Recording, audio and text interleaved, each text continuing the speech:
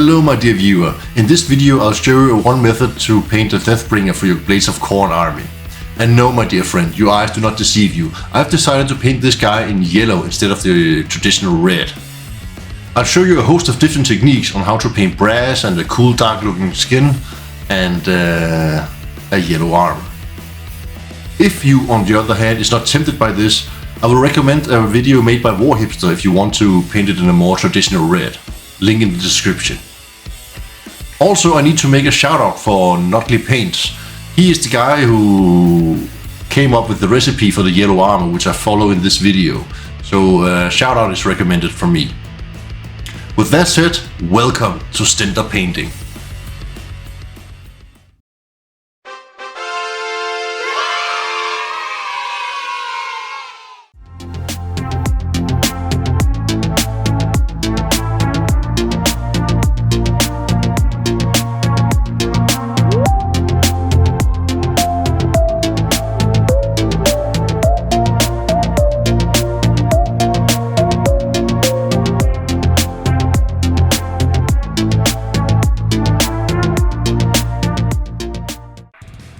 When I paint miniatures, I usually start with the skin, and today is no exception. And I want to paint it in a dark tone, so I'm starting with a base coat of Cartasian flesh. I'll grab a little paint on my palette.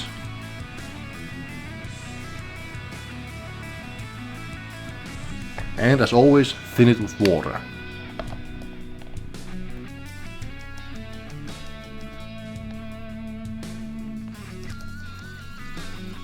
And then it's just about blocking in all that skin with this color, such as his arm for example.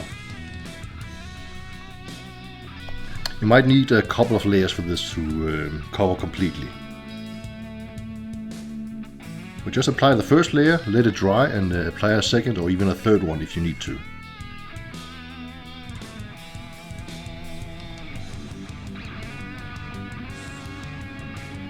Don't worry too much about hitting the other parts, we'll paint those over later.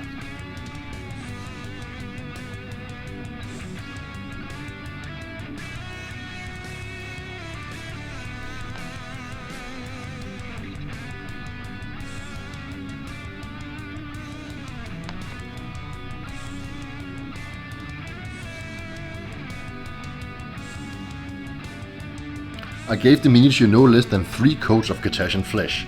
But as always, it's better to thin it, let it dry and paint another layer than adding a thick layer that might spoil details and such. Next I'm going to add some raglan flesh shade all over the skin, straight from the pot.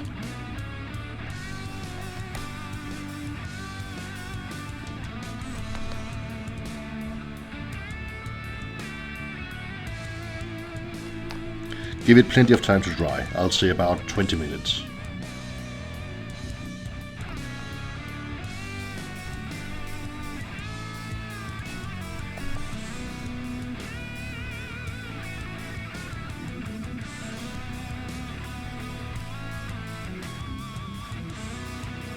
When the shade is dry, it's time to add our first layer, and I'm using Blood Reaver flesh. Now adding a layer just essentially means that we're going to paint all over it once again, but avoiding all the recesses. So I've added some to my palette and thinned it with water, and I'm using a smaller brush this time around, and let's take a look at his arm here for example. Let me just get this into focus. I'm painting his muscle, but avoiding the recesses. Just take your time with this and go over all the skin and yeah, add a layer.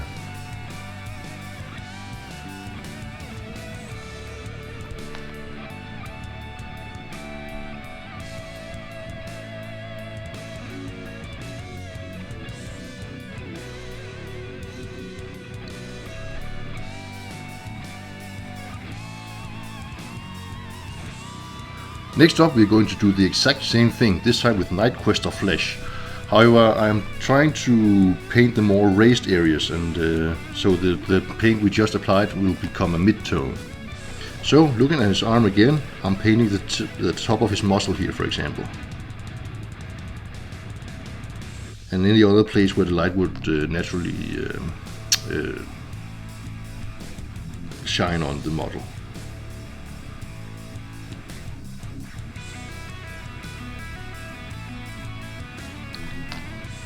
So just focus on the raised areas on the skin.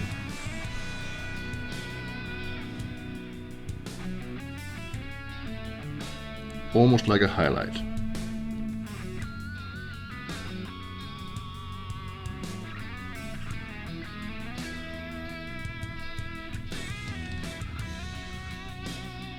And with that, there's only one step left to do on the skin, and that's to add a more extreme highlight. And for this I'm using heavily thinned down Cadian flesh tone.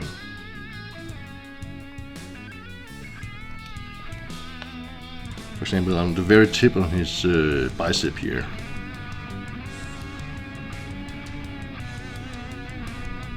Just like that. And only the most extreme raised edges.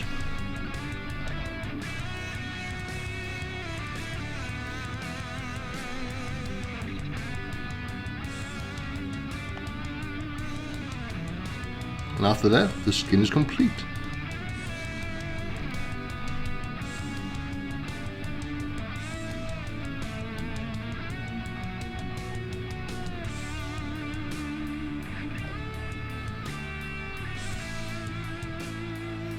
I went around the model off cam and fixed all my arrows with some grey cere.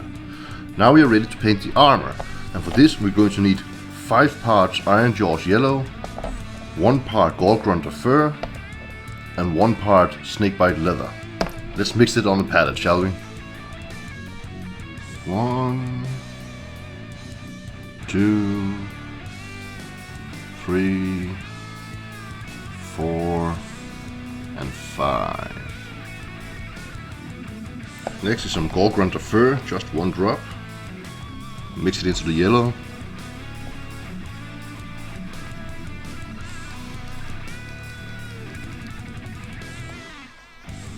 And then the same with snakebite leather.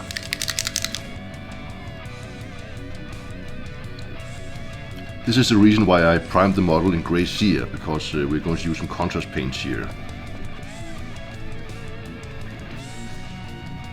And with that we are ready to add it to the armor. There's plenty of armor on this model, but I'm going to start from top to bottom, so let's take the helmet for instance.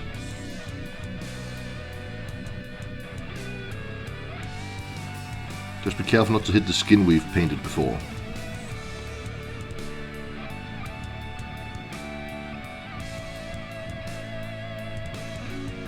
So yeah, just take your time with this, go around the model and use this contrast all over the armor.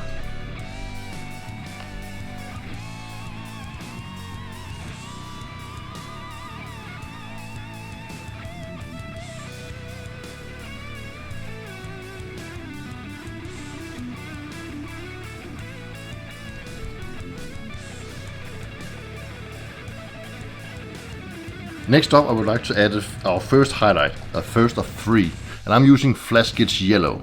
I've already added some to my palette and thinned it with water. What I'm going for is all the edges and sharp points, and there are plenty of them. So once again, just take your time, go over the model and apply a highlight. When possible I use the side of my brush, it's much easier to control it that way.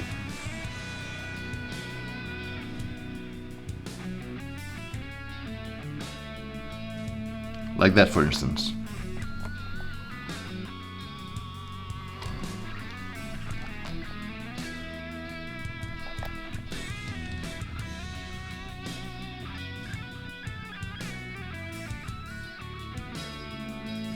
Next on the recipe is some phalanx yellow. This is for the more defined raised areas. Just do the same as you did before.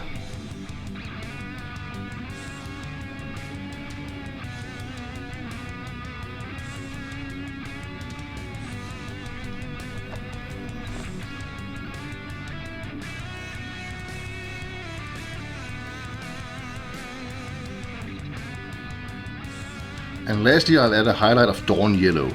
This is for the most extreme points and edges. Such as this sharp corner here for instance.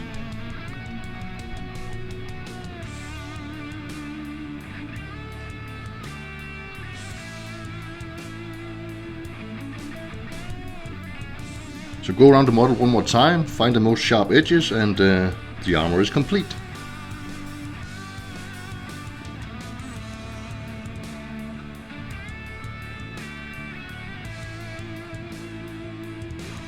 Here comes the brass portion of the miniature, and there's plenty of it.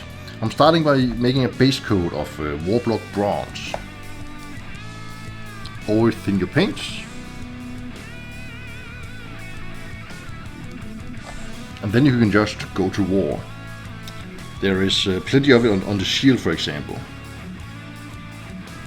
And also his symbol right here. And on his arm. And there is also on his backside. Just be careful not to hit the armor or the skin, and when you get to the smaller details, you might want to switch to a smaller brush.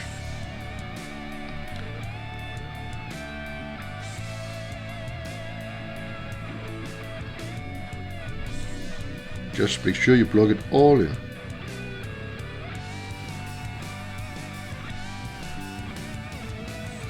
Following that, it's time to add some definition, and I'm doing that by adding a shade of Agrath Earthshade, just all over the Warblock bronze.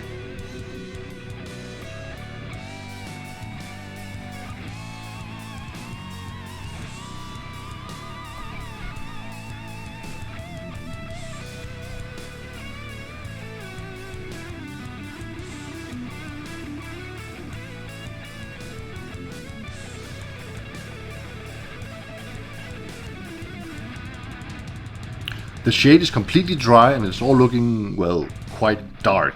So it's time to shine it up by adding a layer. And I'm using brass scorpion for this. And just as when we painted the armor, it's all about avoiding all recesses and crevices. So starting on the shield, for example. Just paint everything and avoid those cracks and recesses and so on.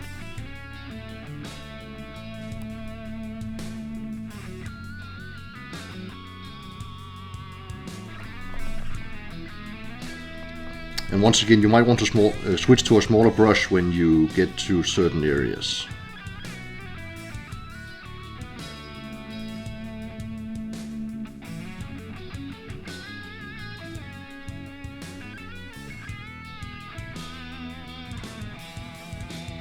Next up, let's add a highlight. I'm using Runelord Brass, and I've already added some to my palette and thinned it with water. Just like before, when you're adding a highlight, use the side of your brush instead. It is much easier to control it that way.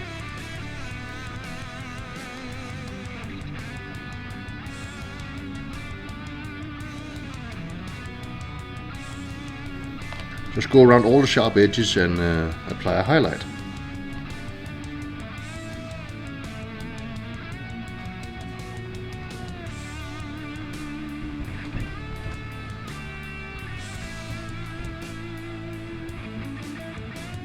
The highlight has been applied and has really made the brass pop. But I wanted to pop some more, and for that I'm using Golden Griffin, which is a dry variant. That means we're going to use a dry brush. So what you're going to do is take some on your dry brush, like so, and then wipe most of it off on your tissue.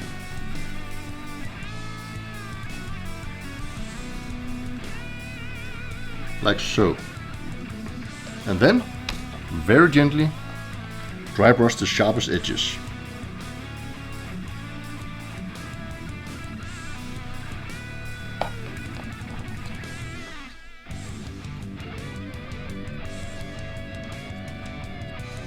This will be the final highlight for the brass.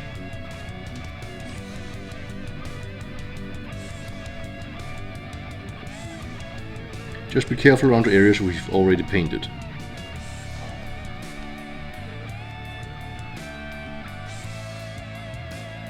The next step is to paint all the cloth, and for that I'm using an equal mix of Black Legion and Fireslayer Flesh. So I'm adding, let's say, 2 drops of Black Legion to my palette. 1 and 2. Then clean my brush, and then do the same with the Fireslayer Flesh. Then mix them well together.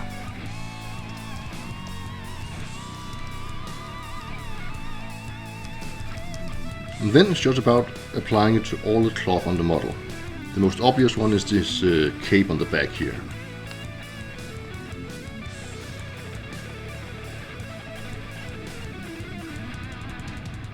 He's wearing some around his waist as well.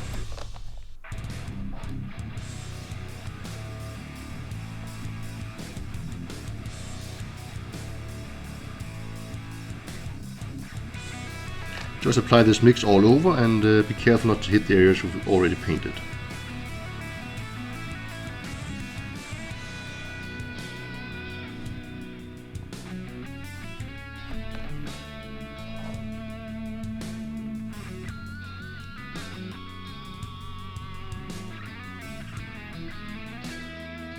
The contrast paint has fully dried, and I must admit that I switched to a smaller brush when painting the front cloth. Next I would like to add a highlight, and the Fireslayer flesh has given it a brownish tint, so that's why I'm using Gorthor Brown as my highlight. Thin it with water, and then apply the highlight on all the edges, such as here.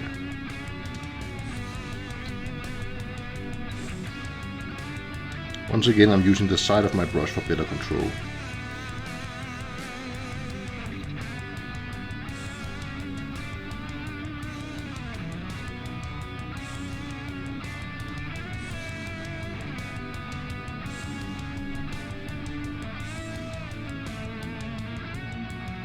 Next up is some Baneblade Brown for some more extreme highlights.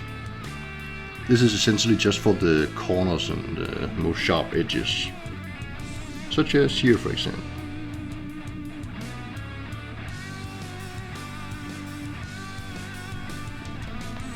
Just a little bit like that.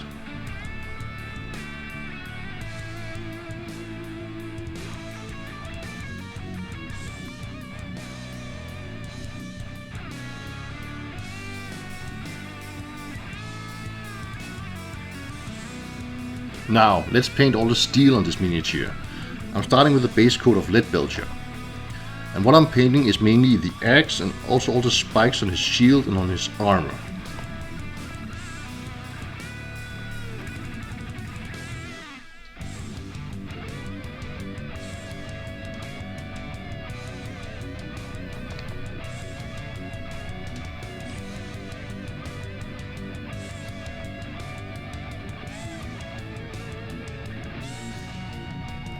When the paint is dry, it's time to add a shade, and I'm using non-oil. So once again, all over the metallic areas.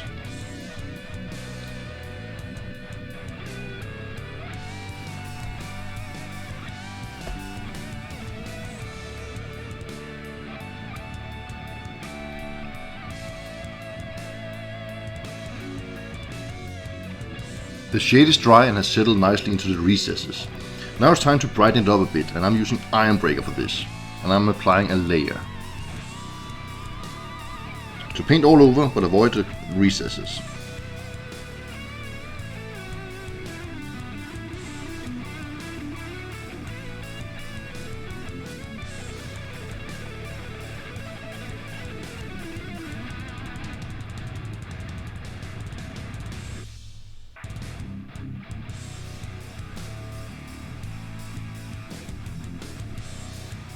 Following that, I'm creating a highlight using Runefang steel. Once again using the side of my brush whenever I can. But I'm not only highlighting, I'm also picking out all the nits scattered around the miniature. Such as near his feet, there are a couple of nits right here, and there are some about, and also on his brass on his back there are some nits I'll pick out using Runefang steel.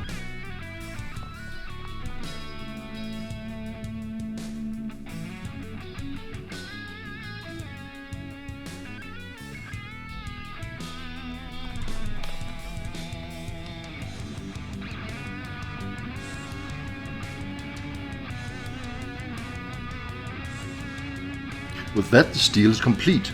So the next thing we're going to paint is all the leather. And the biggest item is his boots, but he also got some straps behind his knees, and he got his belt, which is hidden behind the cape. He got this piece across his chest. And yeah, I believe that's it. Oh, and also on his arm behind the shield. But take a look at the model, find all the leather pieces and base coat them with Thundia Brown.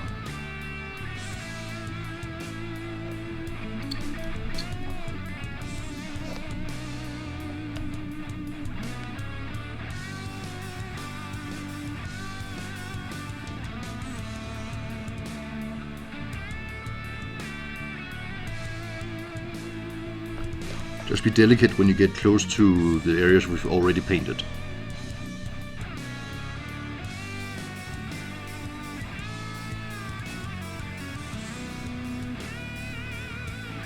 When the Thundia Brown is dry, we are adding a shade of non-oil.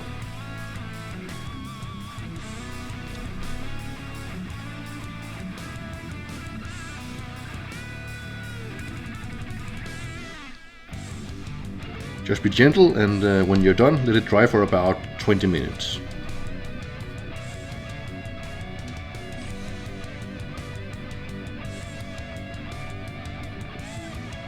Next up, I would like to add a layer of Doombull Brown. Just avoid the recesses and you're good to go.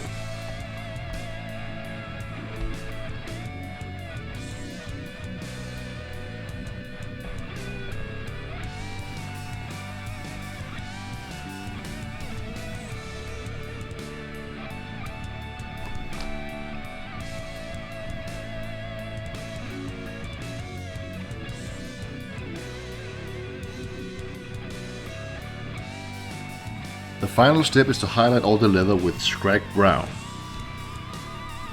I'm starting with the boots. Just paint all the raised areas, and if you can, use the side of your brush. And then these boots are made for walking.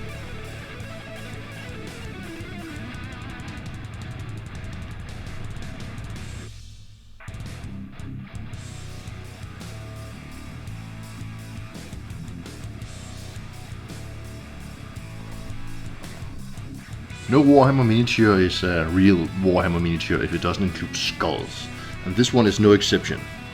Now I'm going to paint the horns and the skulls. There are 3 skulls on his back, 1 on his shield, and then of course his huge horns. So I'm going to base coat those with Sandry dust.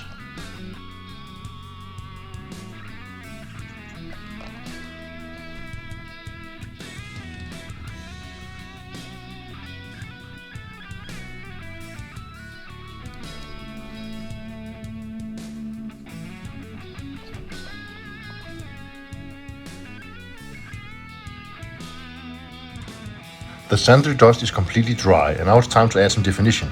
And the color I'm choosing is Seraphim Sepia. Just add it all over what we just painted.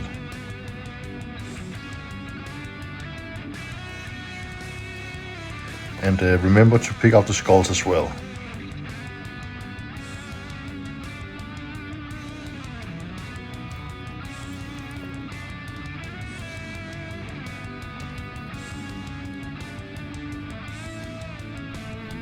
I gave the Seraphim Sepia about half an hour to dry, which should be more than enough time. Lastly, I would like to add a highlight in the form of a dry brush, and I'll be using Terminator Stone. Just get some on your brush and wipe most of it off on a tissue or a paper towel, like so. And on the horns I'll focus mostly on the top to make this variant.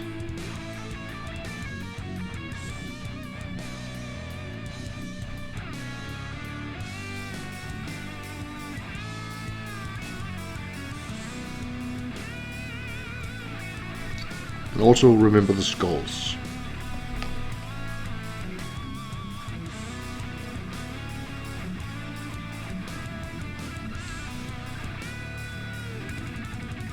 We are now in the final stage of painting this miniature before heading on to the special effects, which will be quite fun. And that is the wrappings on his axe. For that I'm using a base coat of Ushabti bone.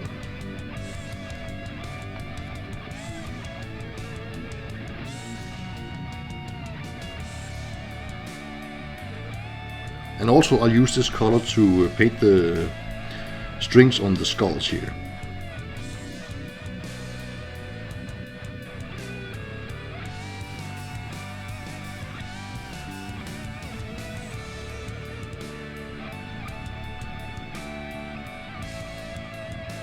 Up next I'm adding a shade of Raglan Flesh Shade, and I'm using a small brush for this for maximum control.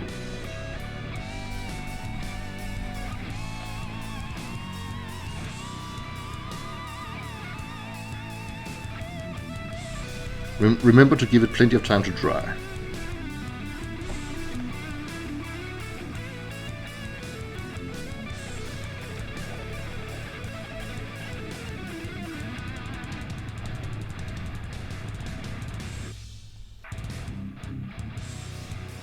The shade is dry and I'm ready to add a little highlight. I'm going back to your Sharply Bone, which is still wet on my palette. Otherwise just add a little water. Just a few touches here and there to really make it pop.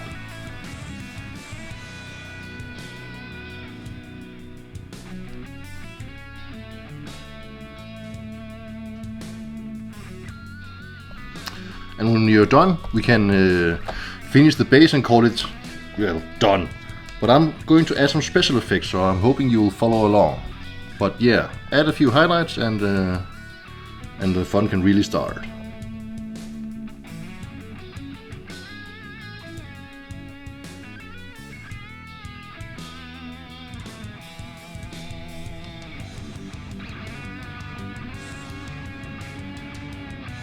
The first special effect I would like to add is some verdigris made by Dirty Down. It's very important you check this extremely well. I have already done so. So, what I'll do is take off the lid here and take my detail brush, get a little on here and add it on the brass where I would like to see some verdigris, such as in the recesses for instance. This dries very fast, but the fun part is you can reactivate it with water and manipulate it however you would like.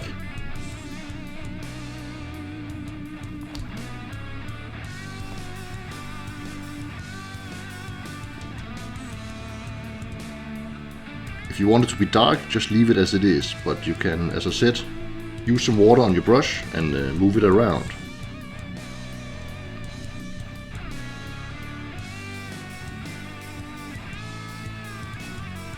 You can apply as little or as much as you want.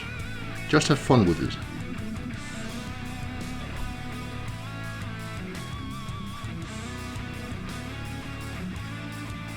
And here you can see the verdigris in its full effect. I really like it. However, be warned, as I mentioned before, you can reactivate it with water, but that means if you're going to varnish this miniature, do it before adding the verdigris, because it might reactivate it when you apply the varnish. Next I'm going to add some blood effects, but first I'm going to base this miniature. You should base it however you would like so it matches your army, but I'm going for some grimdark themes here. This is, after all, a Deathbringer, so I want him to look like he just murdered someone, very violently. And for that I'm going to use two things. Gore by Dirty Down and Blood for the Blood God by Citadel. I'm starting with Gore.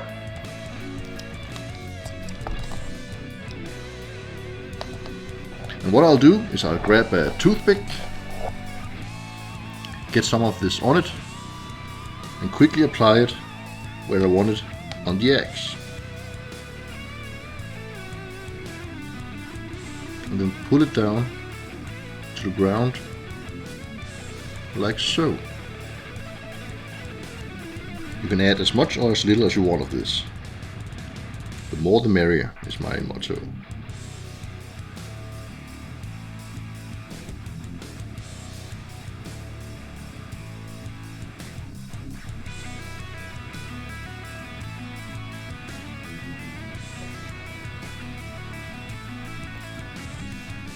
Just like that. Really disgusting, but it looks great. And next I'm going to top it off with some Blood for the Blood God. I'll get a little bit on it on my palette.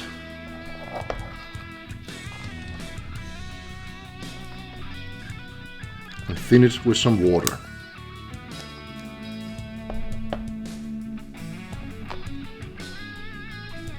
And then I'll add some blood around the strings. Again, do as much or as little as you want. You can even make some droplets on the strings themselves.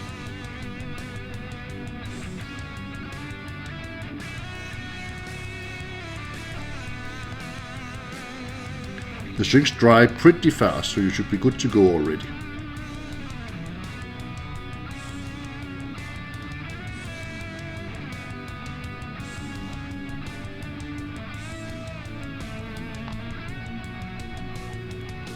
And when you're satisfied, the model is complete.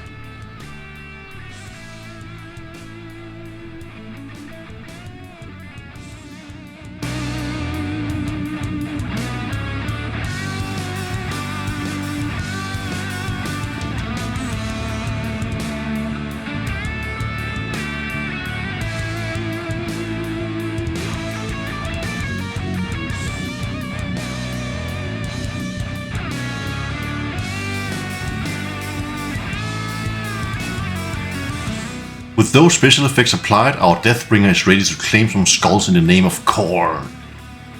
I hope you found this tutorial useful. If you follow along at home, please show me your work at Instagram at Stender Painting. Thank you so much for watching. Don't forget to like and subscribe, it really helps me out and costs you nothing. Until next time, happy painting!